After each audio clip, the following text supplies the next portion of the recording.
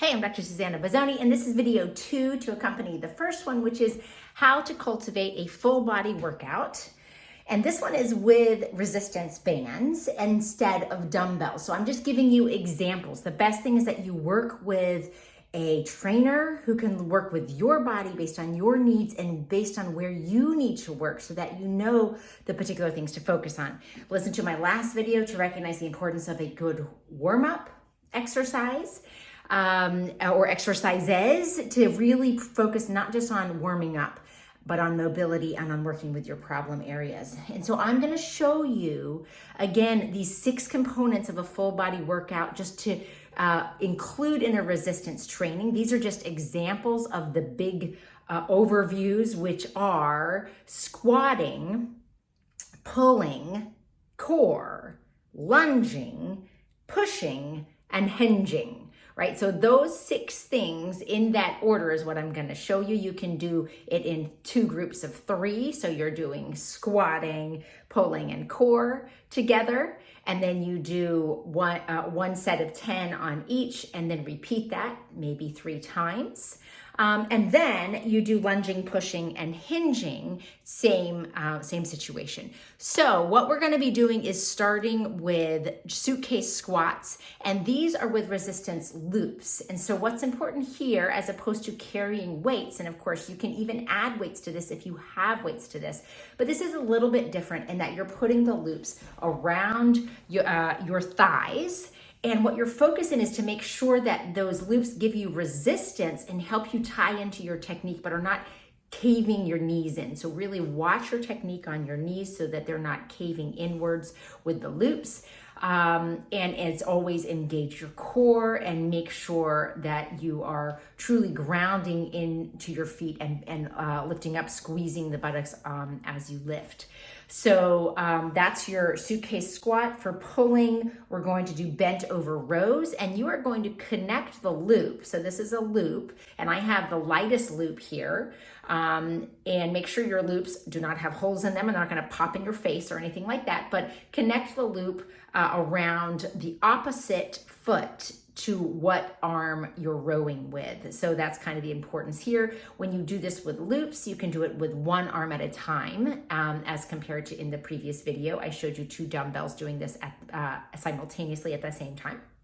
Not to be repetitive, but again, your opposite foot to your opposite arm, palm facing inward, and really connecting your back body, shoulder blades down, squeezing scapulas together on your way up and keeping your core engaged to protect your low back, bent knees there.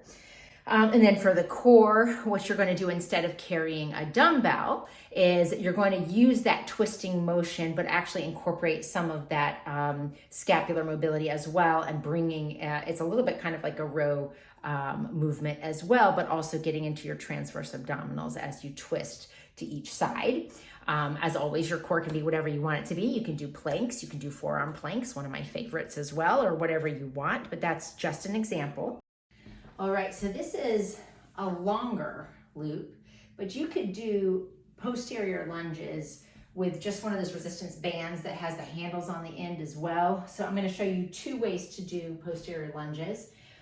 One that I kind of like the best is to put your foot forward over the loop, and then actually to lift it up over your shoulders.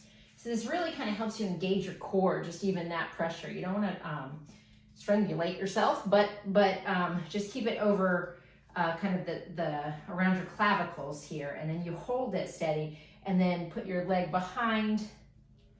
And again, you can do this. You can still, again, I like to use those, incorporate balance and bring my back leg forward, working with some of that balance in between. You can do that. You just got to kind of go around this loop.